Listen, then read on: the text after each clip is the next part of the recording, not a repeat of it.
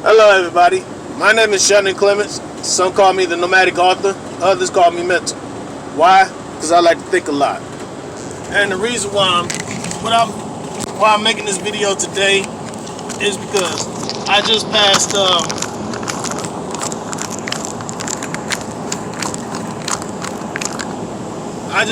several signs talking about a drug checkpoint check here in Louisiana. It was on the side of the road, just sitting on the side, had the little lights flashing on and everything. That was about 2 miles back. I don't see them down here, but you never know what might actually show up. If I run it across again, I'm gonna try to catch it on camera. You know, like I said, down in Louisiana on I-20. You know, the only reason why I caught it is because I just happened to get sleepy last night. And I ended up falling asleep. Well, not falling asleep, but I ended up started getting real tired. So I went on and stopped at the rest area. I got lucky and found a spot that was just happened to be open. So you know how that go.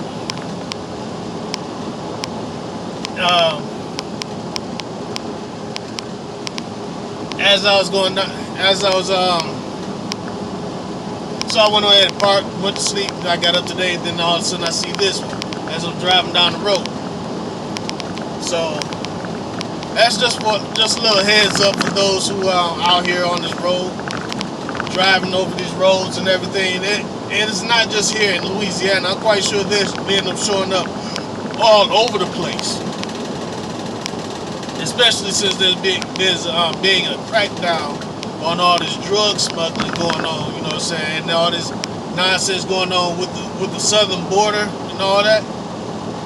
You know, they try to cut that out real quick. And you know, Louisiana has a lot of ports too, and that stuff is getting imported, not just crossing the border, but getting imported via the boats and stuff too. They're not just coming from Mexico and South America. It's coming from the Middle East, Liberia. You know what I'm saying? The Middle East, like I said, the United Arab Emirates locations. Well, you think that you know what I'm saying? Then they busted Mexicans off the shores of Africa. You know, they found out that a lot of Mexicans, is not me picking on a certain group or whatever. This is just what it was said in the report, in the news report.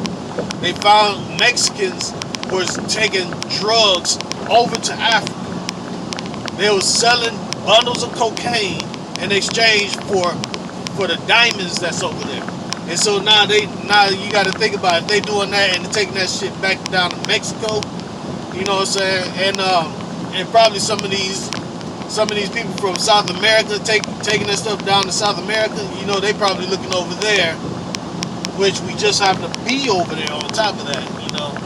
They probably look over there looking for people who got an excessive amount of diamonds or whatever. You know what I'm saying? They looking for this hard tangible goods that can be considered what is called money.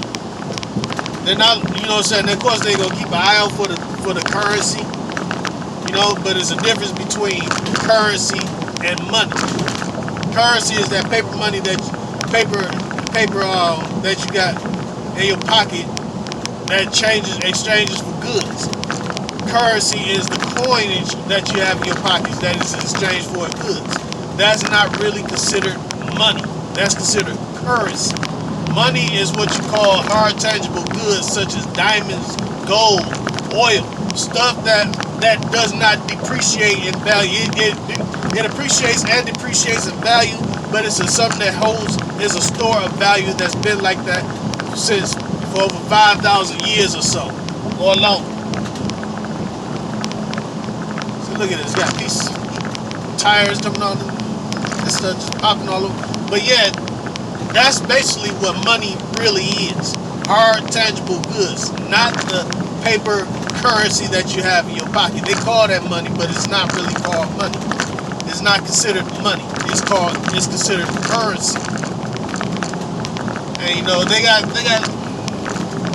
a whole lot of other things that can be considered higher tangible goods, but like stuff like Bitcoin and Ethereum and Litecoin and Doge or whatever, any other type of cryptocurrency, that's what is considered currency, not money.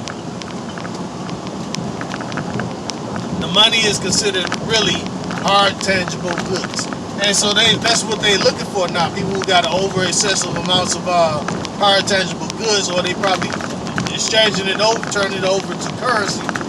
And that's the reason why they end up busting whole houses full of money. I know you see some of the videos on YouTube where they just got a room with stacks of hundreds all over the place. I mean, $200-300 million worth of that stuff, you know, and it's not all just U.S. money. It's also other foreign currencies as well. But like I said, all of that is considered currency. It's not a hard tangible item. It's what you call a note that is exchanged for a debt. And that debt, you know, each one of those one single dollars or hundreds or 50s, 20s or whatever, 10s, 5s, 2s, they all come with a certain amount of debt. So that's the reason why it's not really worth its face value. It's worth less than that because it comes along with what is considered debt. You know what I'm saying? That debt is considered what we call the federal, what was that? The trillions of dollars that the federal government owes in debt. That's the debt it's talking about. Every American is basically born into life with a debt on their head. What is this? Oh man, it's just a plastic cup and a cup inside of plastic, but still. But anyways, I can't get over to people on the side. But anyways, every human being born a United States citizen, it's the same as in these other countries. We're all born with a debt over our head. And how you figure out that debt that you owe as part of that federal debt? You have to take that actual federal debt and then take the amount of actual citizens in the United States. You can't count the illegal immigrants that are here, because even though they pay taxes and all the other stuff, they are not citizens of the United States. So therefore, they are not financially slow down. They're not financially responsible for that federal debt. They're responsible for a federal debt that comes from their own country. And this is one of the reasons why, you know, it's bad for them to be here, you know, because they're not helping us as a whole. They're hurting us. They're taking jobs from us and all that. But I'm not about to get into all of that. Even though I can't tell you, you know, I did lose a couple. I lost a job that was paying me $14 an hour to somebody who, you know what I'm saying, that was one of these immigrants that they paid half of what they was paying me in order to replace me. And I was like, yeah, I felt that. Not just once, I felt it on a few occasions. But anyways, I'm not getting into that. You take the amount of actual citizens in this country, which is somewhere around 300 to 330 million people, and you take that federal debt, which is, last I heard, it was like 20 some odd trillion dollars. You take that federal debt and divide it by 330 million. I think we got 330 million citizens here in the United States. So you take that federal debt and divide it by 330 million. And whatever you come up with, that's how much each individual person owes as part of the federal debt. So when you think you have paid off all your credit card debt, you done paid off all this other stuff, you know what I'm saying, all your car notes, your mortgages, your your bills, your taxes. Then you paid all of that stuff off, and you say I'm debt free. No, you're not. You're not debt free until you pay your part of that federal debt. And this is why there's a big old thing in government about why some of these rich people are not paying taxes like that. You know what I'm saying? Because they're literally, some of them actually figured it out, and they are considered debt free. You know what I'm saying? Truly debt free, because they done paid their part of the federal debt. Whether the federal government actually paid towards that or not is not on them. All they know is they paid their part of the federal debt. They pay all the other debts off. They're literally, basically, debt free. While all the rest of them still got a debt over their heads, and they're wondering why things are the way they are. Especially when you're poor. When you're poor, you can't get out of debt. You damn sure ain't gonna pay off your part of that federal debt, and they know that. Your part of the federal debt is probably only gonna pay into the interest that's being accrued on this debt, on that federal debt. So once you account on for that too, your part, not just your portion of the debt, but your portion of the interest that's being gained on that debt. And if you actually can pay your portion off, you wonder why people wonder why you got so much and nobody else don't. Well, I'm not being taxed the way you are because I don't owe like you do. And like I said, it's a lot of rich people who don't even figure this out. They haven't even begun to fathom the point of paying their part of the federal debt off. And this is the reason why I was saying they should start off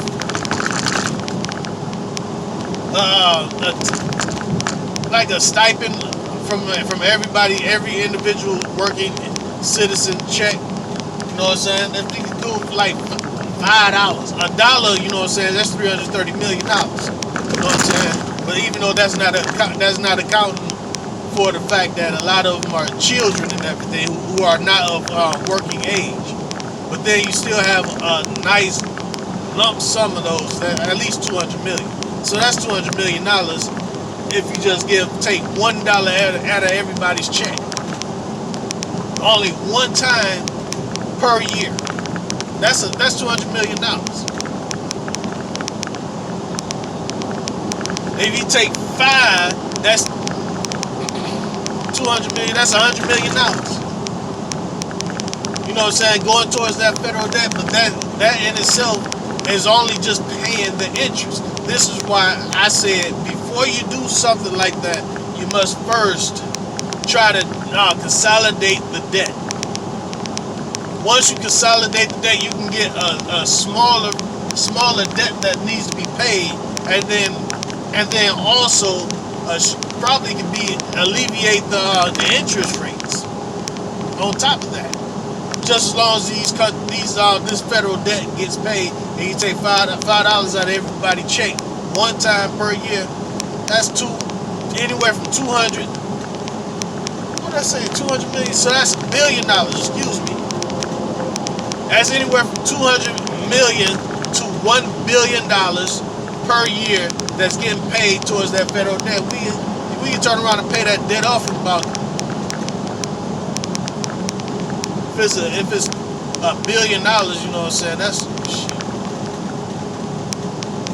At least 50 years, you know what I'm saying. We can have it paid off in about 50 years. I'm just don't get me wrong, because I haven't done the mental math to the point to where I can just pinpoint exactly, but I'm just giving you a guesstimate.